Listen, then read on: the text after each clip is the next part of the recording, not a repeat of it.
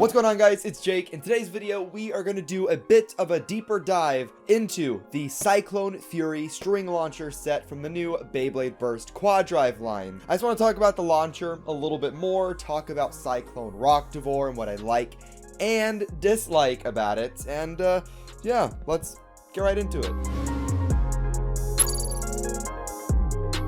I was pretty excited to get this in the lineup because of the fact that we haven't seen a new string launcher from Hasbro in quite a while. I mean, we used to have the LR launcher, or the dual threat launcher, during Beyblade Burst Evolution, I think maybe early Turbo, but it's been a few years. And this is going to be the only way you get the anime accurate version of Cyclone Rocktivore, because the one that comes in the starter is like this black and red version that also looks cool, but it's not the same.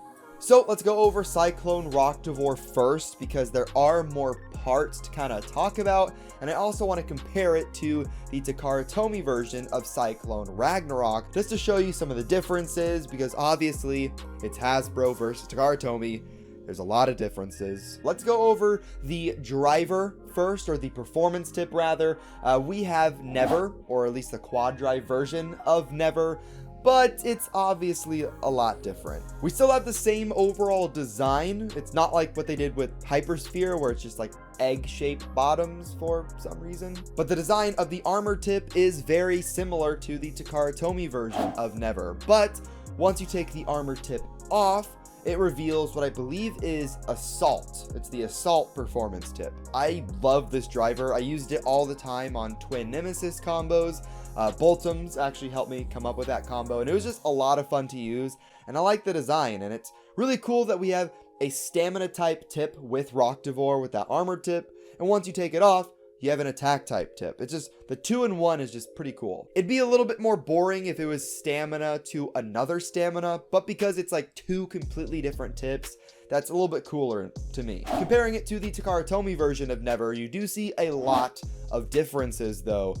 First is being the plastic. I mean, Hasbro is still using their solid plastic, and if they just moved fully into the translucent plastic like Takara Tomy, it would look so much better. On the Takara Tomy version, you also have a white kind of free spinning palm piece, which is white, and of course that is not there for the Hasbro one. But really, for this bay, I don't think that is that bad, because it's just not that big of a change. But that is worrying for the future bays like Dangerous Belial, or it's going to be called Dangerous Bellfire. The tip on this bay is pretty extreme, and there's a lot of different things you can do with it, and in different modes and whatnot. So what are they going to do for that? That's more important. Now, moving on to the disc, we have Giga, or at least the QuadDrive version.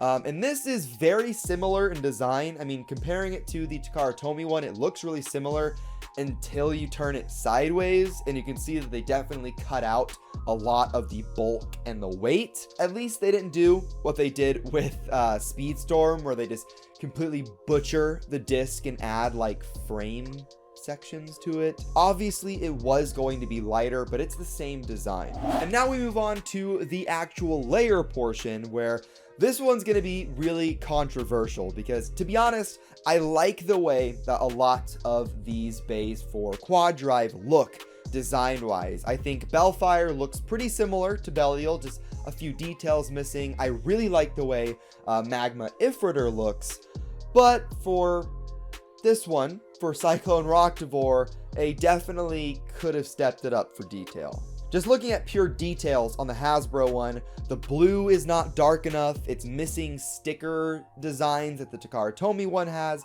It also doesn't have the wing gimmick, which was kind of useless. It's cool. Takara Tomy has it, which is cool, but it doesn't do anything. The core is also missing a lot of the detail in the middle, and when you compare it to the Takara Tomy one, the difference is pretty major. It's obviously the same bay, but it's very different. What's good though is that the Rocktivore layer is pretty strong. Its slopes seem to be pretty good. All of my other QuadDrive bays have burst at least once or twice during battle, if not more than that, for Ifritter. But this set version of Rocktavor is the only one that has not burst yet. So now we're going to quickly go over the new QuadDrive LR launcher. Like I said, it's been a while since we've gotten a new launcher from Hasbro that is a string launcher, not just their basic ripcord stuff. I was a little worried about the launcher when I first got it out of the package because it sounded kind of rough, but it definitely got better over time, and it feels a lot better than it did at the beginning too. It just felt pretty worrying, and then after like a battle or two, it was fine. Obviously, I don't think it's going to compare to the Takara Tomy string launchers, but for what it is pretty strong. It's probably the best option you have if you can only get Hasbro, and it's obviously better than the Hasbro ripcord launchers, except for the fact it doesn't have that neat little armor tip holder. Fun fact, it has that. So now let's do some test launches and test battles using this QuadDrive launcher, and we're also going to compare it to the Takara Tomy version, and we'll just see how it goes. So here we have the Cyclone Fury string launcher set. We're going to be testing out, of course, Cyclone Ragnarok, and more importantly, I think, this new version of the LR launcher. We're going to do some battles, some test launches, and of course, we are going to compare it to the Dynamite Battle string launcher, which is definitely weightier, but also probably more expensive. So let's see what happens. So we're going to be testing an attack type bay first. 3, 2, 1, let it rip. Let's check out the Dynamite Battle launcher. 3, 2, 1, let it.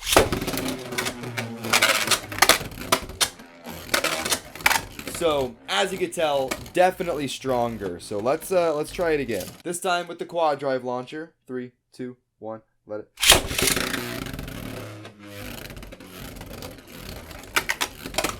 And once again with the Dynamite Battle launcher.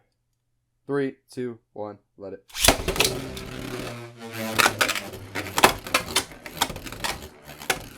I also have the old version of the Hasbro LR launcher, so you can do a little bit of a comparison. So they're very, very similar.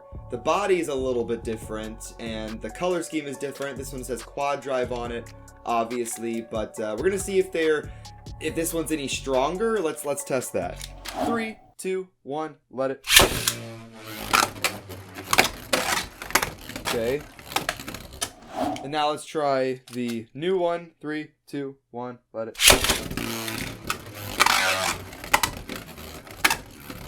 Alright, so I pretty much...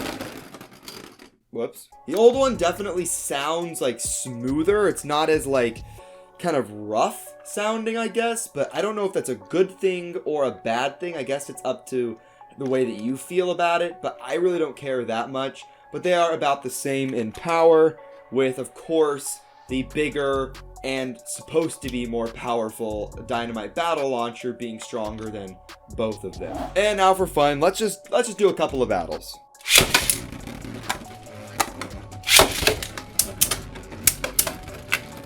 Okay, we have Bellfire immediately making some hits on Rocktavor. And oh, this one's gonna come down to a survivor finish with wow, Bellfire might actually take this. And it does, with Bellfire on top.